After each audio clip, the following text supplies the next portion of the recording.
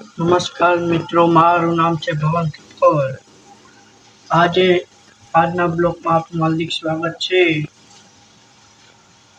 કડવા હોય લીમડા પણ શીતળ એના છાય, બાંધવ હોય અંબુલડા તોય પોતાની બાંધ.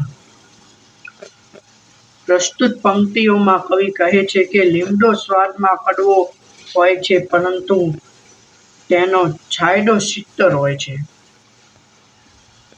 ઉનાળામાં વતે માર્ગુઓ લીમડાની છાયામાં અદ્ભુત શીતળતાનો અનુભવ કરે છે. તેવી જ રીતે આપણા ભાઈ બંધુ આપણી સાથે આબોલા રાખે તો પણ આપણે સંકટમાં હોઈએ ત્યારે તેઓ આપણને મદદ કરવા માટે અચૂક દોડી આવે છે. કારણ કે તેઓ આખરે તો આપણા જ છે. બીજા લોકો આપણો તમાશો જોઈ રાજી થાય છે, જ્યારે ભાઈને આપણું દુઃખ જોઈને દુઃખ થાય છે. તેથી તે સાચી લાગણીથી પ્રેરાઈને મદદે દોડી આવે છે.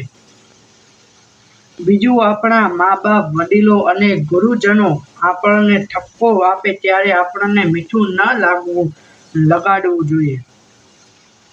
આપણે માથું ન લગાડવું જોઈએ, કારણ કે તેઓને આપણા પ્રત્યે જેવી લાગણી હોય છે તેવી લાગણી અન્ય વ્યક્તિઓને હોતી નથી.